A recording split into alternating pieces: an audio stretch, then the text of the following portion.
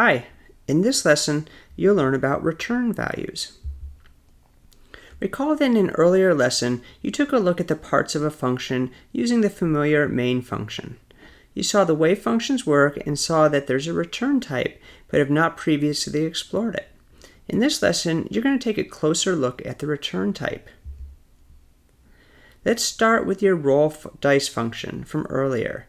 Notice that the return type is still a part of the header, but when it's listed as void, nothing is returned. If you want to return the total value of both dice, you need to make two changes. First, you need to change the return type. Since the dice values are integer, you can use int as a return type. Next, you need to add a return statement. Since the return type is an integer, your return statement must be an integer value. In this case, the value that gets returned is sent back to the original calling line. So let's take a look at that. Your original call values were only set up to call the function. While this will still work, you now want to capture the return value. You can do this by either printing the value, or you can capture it in a variable. If you capture it in a variable, notice that the function still runs to that point and prints out its own output, but then it'll send that value back so that it can be captured and used back in the main function. There are a few things to note with the return statement. First, the return value must match the type in the header, otherwise an error will occur. If you have a void return type, you cannot have a return statement. Next, while you can put more than one return statement in your function, only one value will be returned. Once your function hits that return statement, it'll stop executing the function and return to the calling statement. Let's take a look at this with an example. In this example, the main program passes a letter grade and the function returns a double value that can be used in the GPA calculation. Notice that the function uses 3 return values. The program starts by calling the function and passes it a value of a B.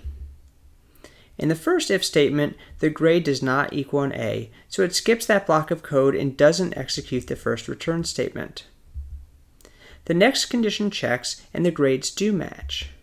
So the program enters the code block and hits the return 3.0 value. At this point, the program is going to exit the function.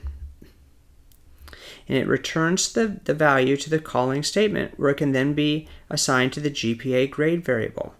It's important to notice that the final return statement is never executed and that the program returns the main function the first time it hits a return statement. Now that you know about return values, you can use them in your programs. Okay, so let's take a look at this problem here. So what we want to do is we want to write an equation out, or we want a function that's going to return an equation if I pass it 2 numbers. So just a simple addition equation. So I want to create that function, and we're going to call it a make equation function. Okay, now I need to add a couple things here. So it's going to return a string. So this time I need to have a return type at the front, which is a string. And it also takes 2 parameters, 2 numbers. So I'm going to say int A and int B. And you can give those parameters any value that you want. Okay, so let's create this string return equation here. So I'm going to create a new string. We'll call it EQ for equation. Okay, so it's going to start with my first letter A, and I need to use this toString function to convert A into a string value. Then I'm going to add to it the plus sign, and then I'm going to add to that my second letter, or my second number, which is B, and I'm going to do a toString for that as well, so I convert it to a string. Then I'm going to finally add in my equal sign. Okay, and let me move that over so we can see it all in one line. Okay, now I can return a value, and I can actually put this return together. So what I'm going to do is I'm going to say return EQ plus. Now I need my solution in there as well, and so that's going to be a toString. As well, I'm converting my numbers to strings. I'm going to say A plus B. Okay, so let's give that a go. Okay, and there we go.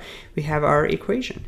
Now I can also return to a value or to a variable. So if I want to say, like, call this equation 2, and that's going to equal make equation, and we'll say 5 and 7. Okay, so if I run this, I don't see anything because it's not actually printing that value. So I need to actually now print that value out. So I can say cout equation 2. And now I should see the results of that second call. Okay, so go ahead and play around with this on your own.